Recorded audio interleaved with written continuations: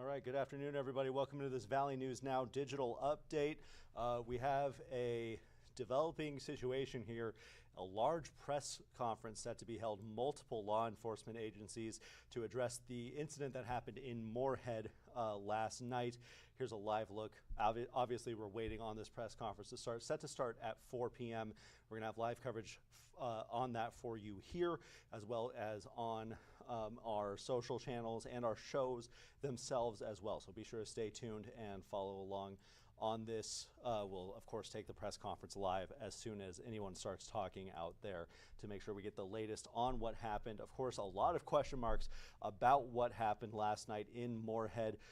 Police officers responded to an active disturbance in the 2400 block of 3rd Avenue North.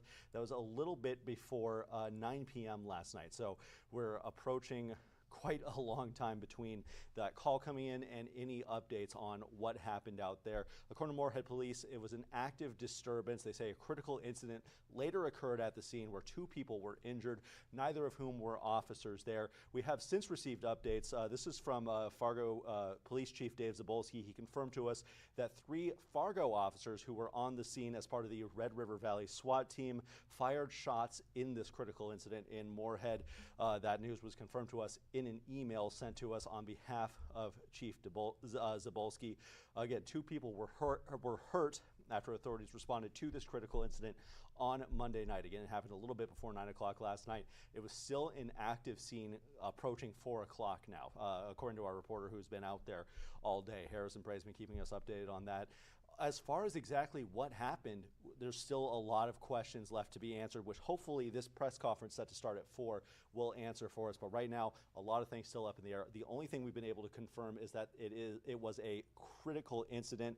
You can see multiple agencies piling in here: Fargo Police, both county sheriffs, and Moorhead Police. We're going to take this live now.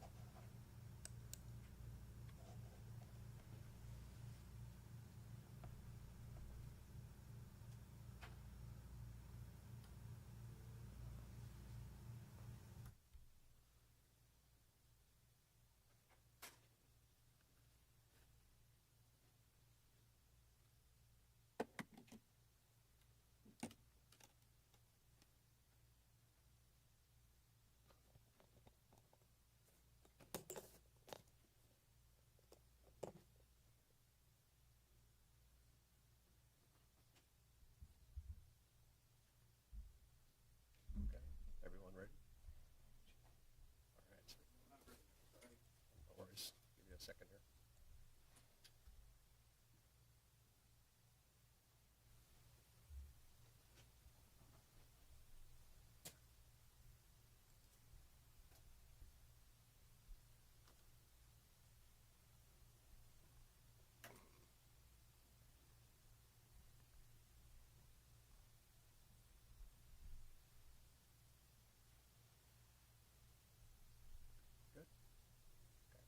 All right, good afternoon, everybody. Thank you for joining us today.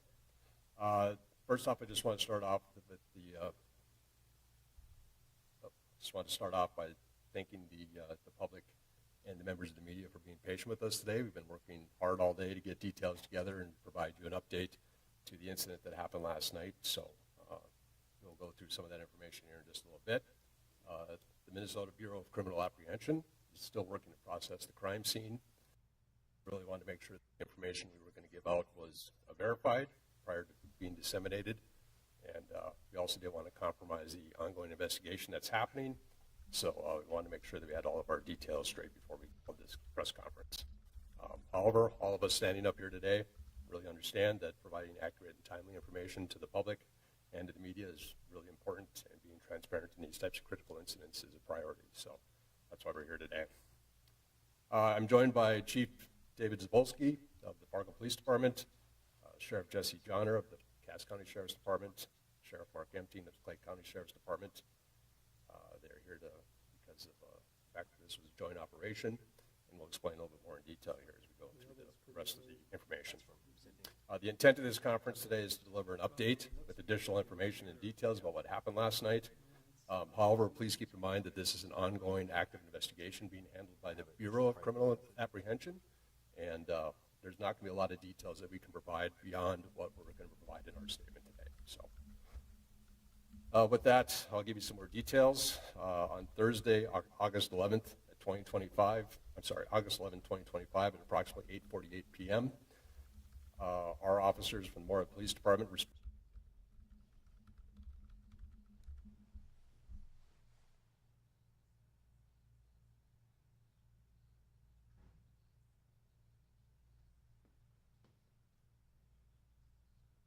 provided enough information to establish probable cause for an arrest of the suspect.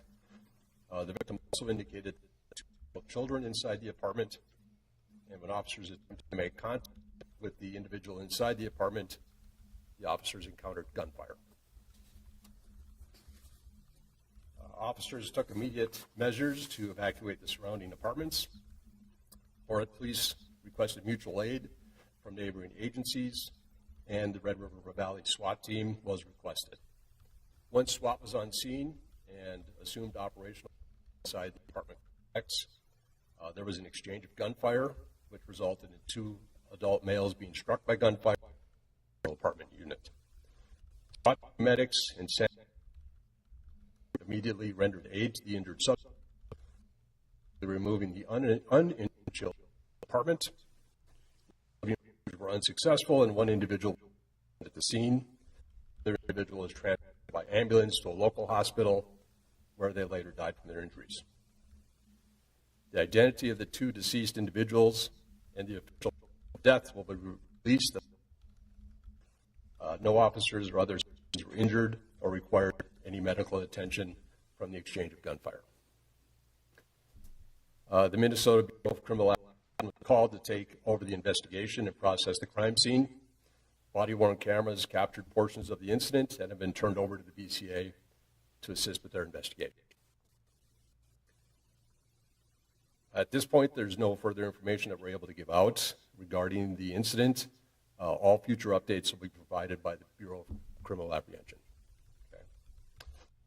The Moorhead Police would like to thank the Fargo Police Department, the Clay County Sheriff's Office, the Dilworth Police Department, the Minnesota State Patrol, and Sanford Ambulance for offering immediate assistance during this call when the mutual aid call went out.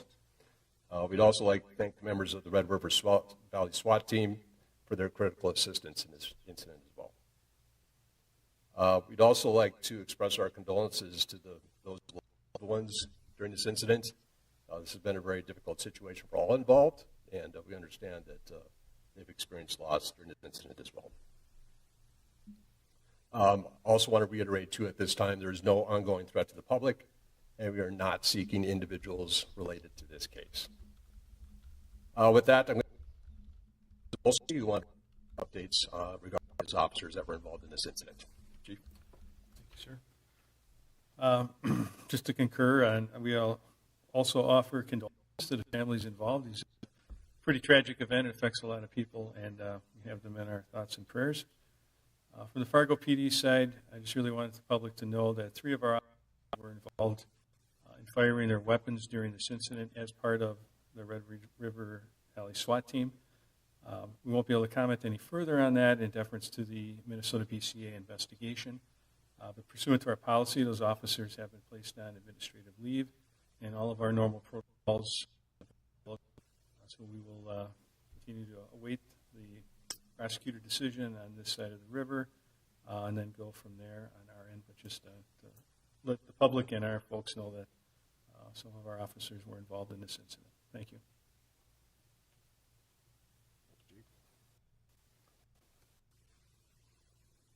With that, we'll briefly take some questions. But again, please keep in mind that there's limited information that we can provide, so we're not going to be taking a lot of questions. So go ahead. Chief Sapolsky mentioned that 3 officers from the Fargo Police Department are on standard administrative leave right now. Are there any officers from the Moorhead Police Department that are on leave right now? No, there is not. Okay.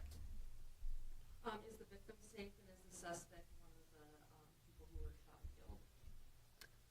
The When you say the victim, the female that we talked about at the beginning? That's the domestic violence victim. Yes, the officers were able to take her and the kids to safety.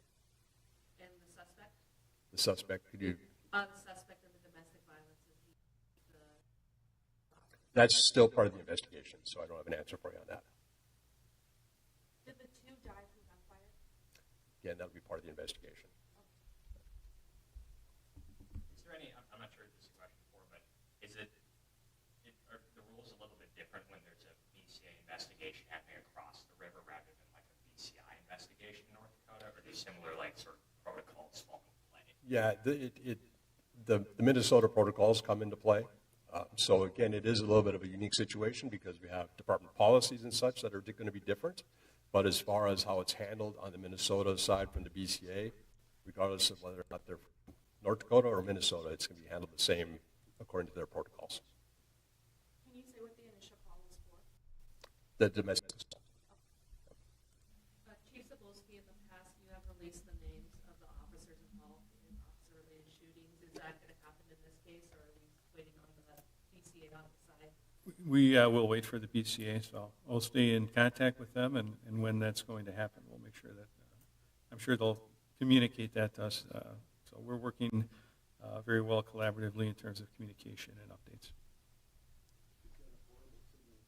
Cell service is terrible In the in that last few building, weeks, there have apparently. been a few Which is what the, instances where obviously people what have the said that the police waited quite a TBU few hours to give information. I know last night you talked to us shortly on the CNN.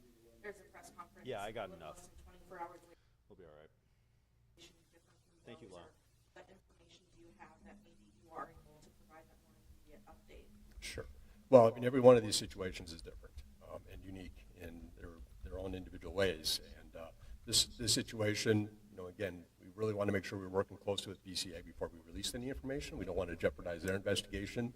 But we really felt that, this is a very significant event for our community, and that providing the information in a press conference, once we were able to provide that information, was really important. And it was also important to have our partners present while we did that, because we're all involved at some level. Sorry, that I have this correct. Sure. So the only from this incident are from the Marco Police Department. Correct. Thank you. Okay. Well, you mentioned that the three officers who are being investigated by the BCA, is there going to be any other treatments to these officers once they get issued? Because it's from Minnesota side, is there going to be something done on the North Dakota side, like any other things that might go for officers because they did something on the other side of the river? Sure. I'm not aware of anything, but I'll maybe let the chief touch on that if he has any thoughts. Yeah, so from a criminal investigation perspective, even though it's our officers, all of our partners here have members on that team. So if something happened in North Dakota law would apply to any criminal investigation. So that won't be any different. It's just different because they're from a different state. But policy-wise, we follow our same policy regardless, and that's what we did last night by placing them on admin leave and following those protocols. So there's going to be no more any other policies or things that are going to be affected by these officers besides whatever the side decides? I don't think we could determine that until the investigation is complete on the Minnesota side. And we would look at that from a policy perspective, sure. One more question. Sure. Chief Melnick, that initial round of gunfire, was that at officers or was that at the SWAT team? The initial shot happened when our officers were attempting to make contact with the person inside the apartment. That was before the SWAT team arrived. Gotcha. So it was shots fired at the officers. Well, we know shots were fired. We just don't know any of the details of that, and that'll be part of the investigation. Just a couple quick ones. Can you say how many kids are involved? And then you said the BCA is still processing the crime scene. I know some residents last night had to be evacuated. Can residents go back to their homes, or where does that stand? Yeah. First of all, for your first question, there was 2 children inside the apartment. I'm not aware of any other children, and just the 2 that I'm aware of. And as far as I know, for the most part, the residents of that building were allowed to go back. There may have been a couple people on the 3rd floor that might have been inconvenienced for a longer period of time, but I'm not aware of the status of those folks, if they've been allowed back into their apartment. That BCA is handling that crime scene right now, so. Just kind of for the public, some may have used the term incident. Can you explain what that means and why that term has been used traditionally in the last few years instead of officer-involved shooting or something like that? Well, critical incident is a little bit more wide-ranging. You know, officer-involved shooting, we all know what that means, right? Critical incident can be a lot of different things that we've seen. You know, for example, going back to the fatal crash that we had a couple of weeks ago, that we would consider a critical incident. So it's really looking at all the things that law enforcement deal with and trying to classify that with a pretty broad term. So when you hear that, that usually means something very significant has happened. So why not just say officer-involved shooting? Is it just because you don't have that information yet? Or? Right, and that's just it. We don't know all those details yet. We know that shots were fired at this incident, but we don't exactly know what transpired, and that'll be part of that investigation. And then a follow-up question. How many officers responded to the domestic violence call, and then how many officers responded to after the shots were fired initially? Yeah, I don't have those numbers for you off the top of my head, but we can certainly look into that and get you the answer. Okay. All right, anything else? Okay, well with that, thank you for your time today, and like I said, for future updates will come from BCA, and they'll provide that as they're able. So, thank you.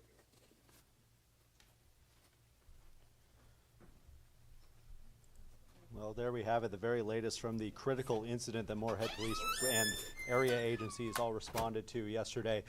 We have some notes to kind of summarize what happened in the press conference. Obviously, as many of you very kindly pointed out, we have some not technical issues, but cell signal inside the building affected the feed. You would notice that in any other media feed on that as well. So just kind of the gist of what we may have missed in there amid some of the issues that we've had. The BCA is investigating this active scene. Still not a lot of details available, but this is what we do know. On Monday night, Moorhead Police responded to the call of a domestic incident where it was reported that 2 children were inside the apartment during this.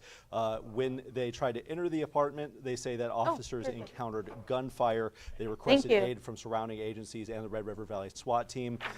Gunfire ensued after the SWAT team arrived on scene. 2 males were struck by it. Both of those men are dead. One was declared dead on the scene, and the other one later in the hospital. Identities have not been revealed yet, and officers are saying that there is no threat to the public, and they're not seeking any other individuals related to this case. The children that were in the apartment that led to this whole thing, they did confirm that they got out safely as well. So that's the most we know on this critical incident that happened last night. Again, still an active scene. Came in just before 9 p.m. yesterday. It is now 4:15 p.m. today. So still a very ongoing active scene. Again, I'm going to reiterate the details that we do know that we just got from this press conference here. Responding to a domestic incident where they learned 2 children were inside this apartment. Officers then encountered gunfire when they tried to enter the apartment, requested aid from surrounding agencies and SWAT. 2 adult males were then struck by gunfire that ensued after the SWAT team was on scene. 2 men are dead, 1 dead on the scene and 1 later in the hospital. No officers injured in this. The children got out safely. The identities are not being revealed yet. We're going to wait for more details from the BCA as far as identities in this case, but yeah, for now, those are the big factors to watch out for, and that's the latest that we're going to know from this. Be sure to stay tuned here to Valley News Live. We're going to go back out to the scene right now. Our Harrison Prey talked to some neighbors in that area who talked about what it was like going through this incident, and we're going to keep on pressing to hear the latest from Moorhead Police as well, so be sure to stay tuned. But for now, for Valley News Now, I'm Devin Fry.